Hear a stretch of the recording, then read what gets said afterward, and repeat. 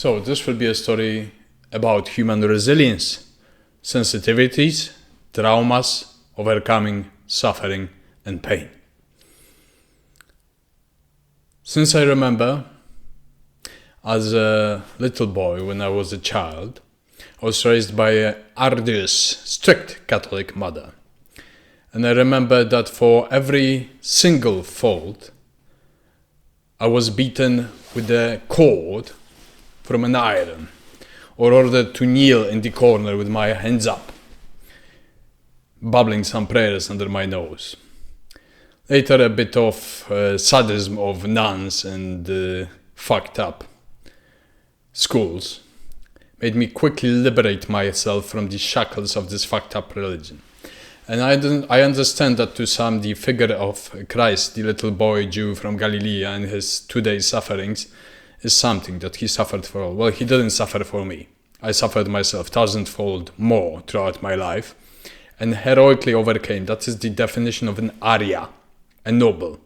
Like a bodhisattva, you overcome tremendous suffering and then you return with something back to other human beings. So, Judeo-Christian bullshit aside, thank you.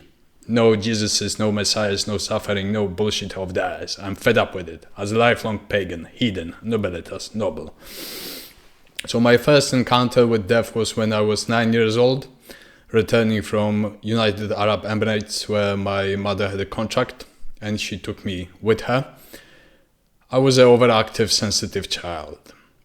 So the Prague Mafia in Warsaw, Old Prague Mafia, shot a man on my very eyes in a pool of blood. So as kids we had the first experience with corpses, cadavers and death on our very own eyes. That was something, right?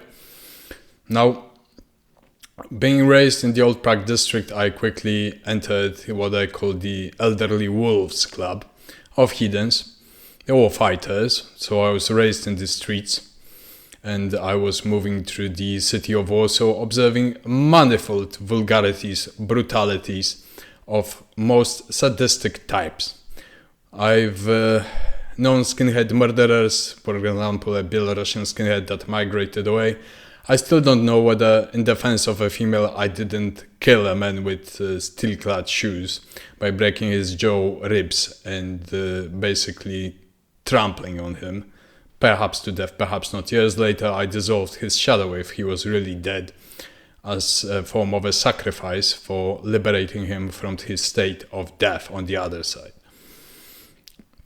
Now, when it comes to physical pain, when it comes to mental pain, I've been to 9 closed psychiatric wards. That's worse than prison. When you mix with all these psychos around, all these sensitives and psychos and fucked up people, that's like a filtering device to disperse them to other segments like nervous diseases, psychosis like obsessive compulsive or other undiagnosed yet symptoms.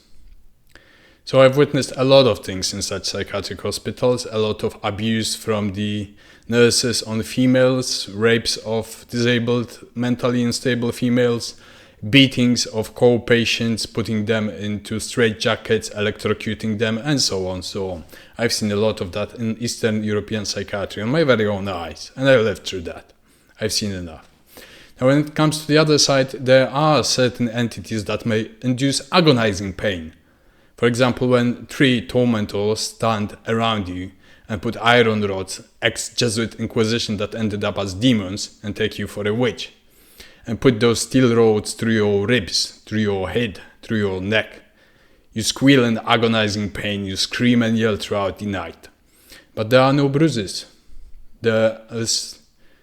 Nothing happens to your body apart that your nervous system reacts as if it would be tormented, tortured, burned, sadistically tortured. Like, imagine that your feet are being crushed with the bones, but nothing happens to your feet. All the medieval tortures that those Judeo-Christian pigs invented for people like us, that are more apt magically, yet are not joining the side of those Christianizer piglets. So, that's not the point of championing suffering. That's the point on overcoming suffering. Because human adaptability, survivalism, is great. And either you break and commit suicide, or you become eternally weak and psychiatrist for the rest of your life, or you gather your shit if you may, and adapt, survive, develop your magical spiritual techniques to survive, and apotropaically commit to gods and goddesses that embrace you. No, not to the Jew God, not to some freak Jesus, to the gods. To forces and powers that have the means to help you because they know what's going on in the swamp of earth. So, to those of you who are battling and biting their way through hell, it won't get any better perhaps, but your minds will adapt, I guarantee. Neuroplasticity of the brain, various techniques, various methods. You will be tougher, more resilient, stronger, and don't turn into a psychopath. Because if you will be given into complete cruelty, and you may, you must preserve your ethos. You must remember that the rest of society didn't encounter such great trials, and you must develop a strictly ethical, reasonable commitment and commiseration and compassion towards some people, especially the homeless, especially those that are deprived of the joys of life. So some people give in to cruelty and turn into murderers. Some people are broken down, commit suicide. Some people are just nervous wrecks. I've been a nervous wreck for years, and I'm here to commit my hard-won wisdom and my knowledge in order to perhaps help someone, to commit to someone. So in real life, as today, well, I'm an English language teacher. Today I was teaching a 10-year-old child, and it was a joy to my heart that this kid is bright and that he wants to learn and he wants to develop, and I wish him all the best. May the muses put wreaths of laurels on his head, and may they protect him from this evil, from the shit of this world, because there's plenty of it. Let's not hide from evil, speak no evil and all that, because there's plenty of great evil. Homo homini lupus est. And whenever some Christian idiot tries to bullshit me into a religion, he should get a fucking fist put through his head, a clergy idiot. Why? Because they partially are responsible for creating these great evils upon earth. This single religion of glorifying suffering and destroying the harmony, the hidden pagan harmony of the world into good and evil, light and darkness. Then putting the structure of the fake conscience, the dogmas, the moralities, the freak ideas about the Jewish God. Who gives a fuck about this God of the rats, of the swarms, of those maggots? Now I have gods of beauty, of intellect, goddesses of greatness, of victory, gods of blood, of hells. I don't care for that God. And I think I've made something heroic of my life, overcoming all of it. By seeing the dead every day, every night. Seeing the black earth, the demons of black earth. It's like a virtual reality expanded. I no longer care, because it's like leaves in the forest. I may salute them, and I may be happy with this, with the great glories of divine, starry heavens, and the hells of earth. I live well. Why do I commit this speech?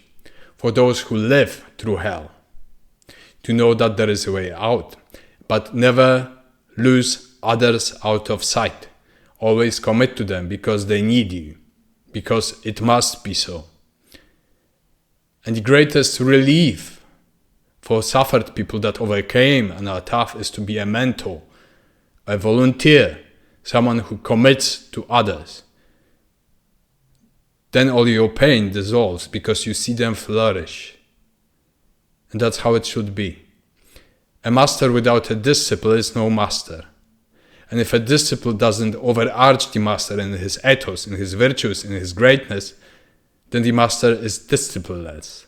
He's got just slaves or listeners or followers or whatever. And my duty is to commit so that others, if they may, will excel, will recognize my mistakes, will take the wisdom, will discard the bullshit and carry on. Thank you.